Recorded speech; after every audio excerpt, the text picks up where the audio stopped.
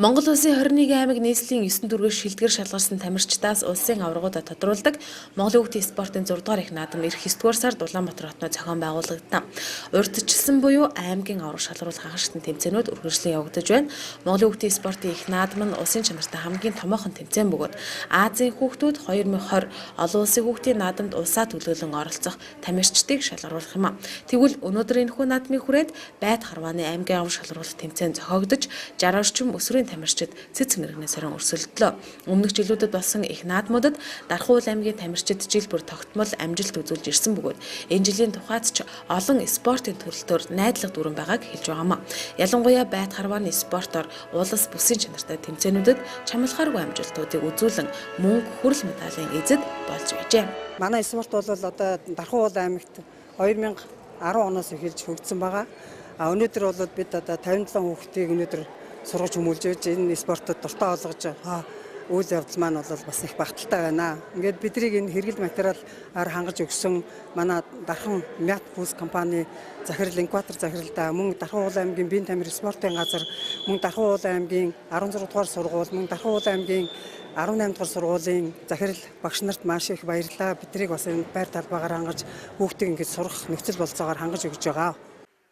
Дархан уул аймаг дахь байд харвааны спортын хорооны салбар хорооноос аймгийн 16 болон 18 дугаар сургуулиудад тус спортын секцийг тогтмол хичээллүүлж сургуулийн удирдлагуудын зүгээс дэмжих болсноор аймгийн өсвөрийн тамирчдын тоо жил ирэх тусам өснө нэмэгдэж байгаамаа. Тэмцээнд оролцож байгаа тамирчдынууд анхлан сурвалжлагчдаас эхлээд бүс улсын шилдэгүүд спортын 1-2 дугаар зэрэгтэй тамирчид олон байсан юм. Тэд байд харвааны спортоор хичээллэх нь хүнд өгөх олон үр өгөөчтэй гэдгийг онцоллоо. Балжингийн тэмүүг гэдэг. Тэгээд байд харваагаар хичээлээ 3 жил болж байна. Тэгээд энэ 3 жилийн хугацаанд улсын аваргын нэг хүрэл медальтай. Тэгээд анхлан сурвалжлагчдын тэмцээнд мөнгө медаль амжилт гаргаж байсан.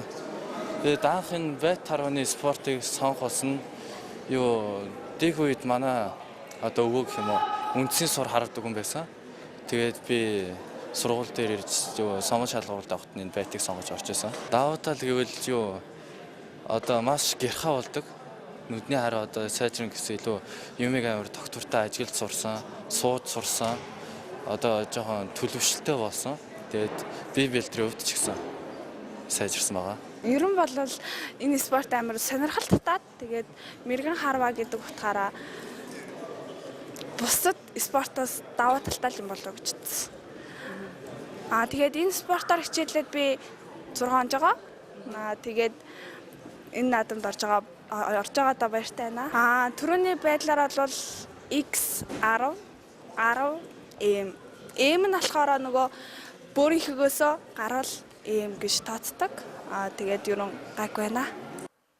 Монголын хүүхдийн спортын 6 дугаар их наадам нийтдээ 25 төрөлтөөр явагдана. Эдгээрт хөгжлийн бэрхшээлтэй хүүхдүүдийн дундах Параолимпийн 2 төрөлт тэмцээн багтаж байгаагаар онцлогтой.